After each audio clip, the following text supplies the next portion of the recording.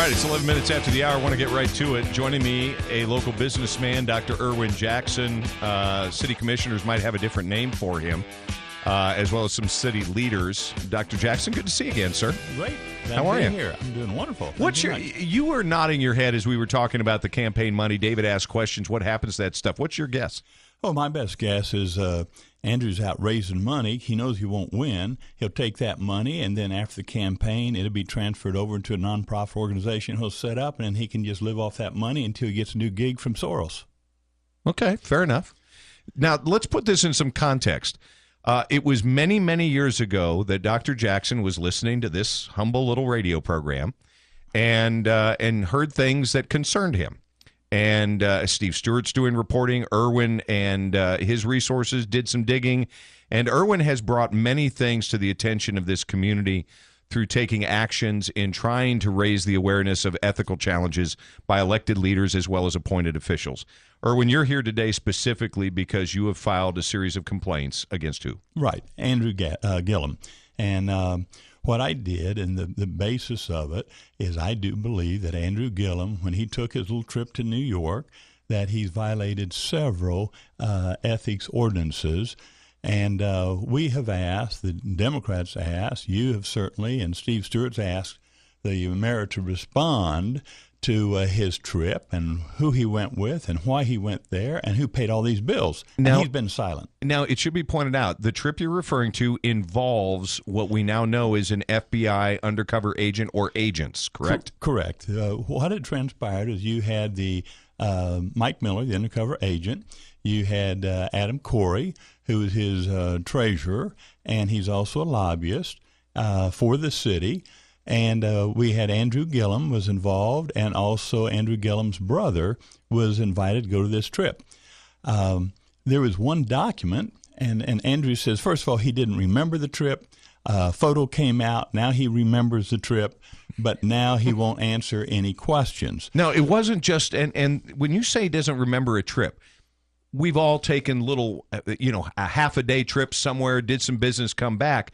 This was not that kind of trip. It's a trip that one would remember. Why? Well, it's going to New York. They spent several days there. It was planned in advance. We got an email from Adam Corey, and the gist of the email I'm looking at, it says, gents, here's the plan from Mike Miller. We're going to do the Mets game on Wednesday night. My buddy Mike Miller has arranged another boat deal for us, and he's arranged rooms for all of us at the Millennium Hilton. Now, he doesn't remember any of that.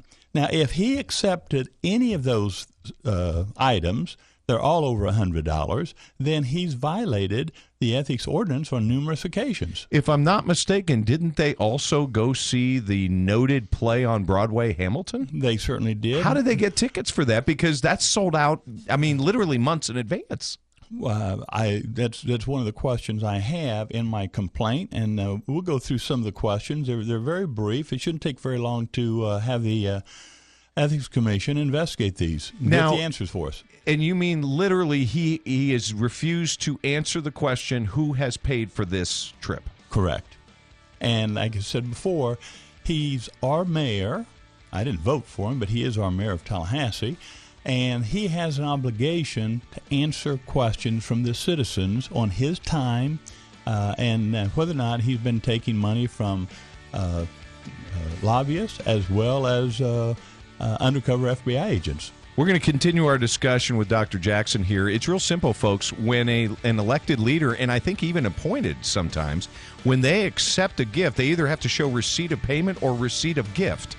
And these things didn't happen. We're going to get clarity in all that in just a second. 16 minutes after the hour, it's The Morning Show with Preston Scott. The Morning Show with Preston Scott on News Radio 100.7 WFLA.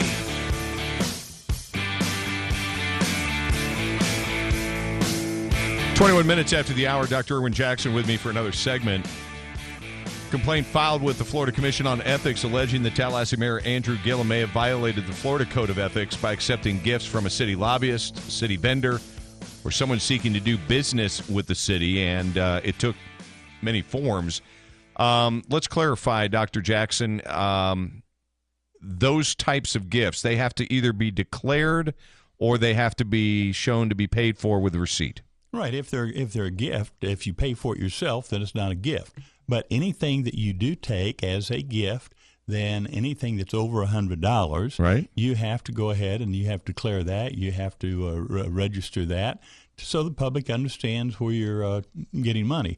Now that's very clear in the ethics ordinance, and I believe there's several issues where he's violated that. My questions are very simple. One is, who paid for Gillum's hotel room during the trip? Who paid for his meals, his drinks during the trip? They went to a Mets baseball game. Who paid for those tickets? You mentioned the Hamilton. I've been told that a Hamilton ticket is now about $1,000, it all by itself. How did he get those tickets? Who paid for them? The picture that we saw, the boat trip around the Statue of Liberty, very lovely picture. You had Gillum, you had the FBI agent, and you had his campaign treasurer, Adam Corey. So all those things, plus there's this trip. I know we have this FBI sting operation. They've got this Learjet flying back and forth, and so it'd be interesting to find out if, in fact, that trip was also provided by the FBI agent, acting as though he's a contractor. So all those things are serious gifts. And in the last gift, the question is whether or not he accepted cash from Mike Miller. That's what else I want to know. So those are easy questions. Any cash from Mike Miller, or because you talk about the tickets and this and that. I want to find out if, in fact, and if he was on the plane when they offered him cash, and my understanding they did. My understanding, our mayor took the cash. Now, the FBI has those videos because the entire plane was videotaped. Each of the hotel rooms that was provided by the FBI, Mike Miller in this case, also were videotaped. So a lot of information that just isn't going to change is available. Dr. Jackson, what would you say to somebody that said, look, this is all under the purview of the FBI. They're in the midst of investigating, as both you and I know, and I certainly have had my sources tell me the FBI investigation has exploded since the original subpoenas because so many people have come forward with information feeling as though there's a degree of safety now, safety in numbers, fear of not losing jobs, etc. What would you say to people that say you're just, the ethics complaints are irrelevant compared to the FBI investigation? Anytime we can get the mayor to, under oath, to answer questions is a good thing for the citizens of Tallahassee. And if he would simply answer the questions, I wouldn't have to spend money nor my time. But if he won't, then we're going to have to force him to talk. And that's what's important here. It's an elected official, and there are guidelines within the state of Florida that apply to all elected officials, even some appointed officials, that have to do with ethics. And this is an ethical issue. Absolutely. Some of these violations we're talking about is not a federal offense. All right. So the FBI is not going to deal with certain issues.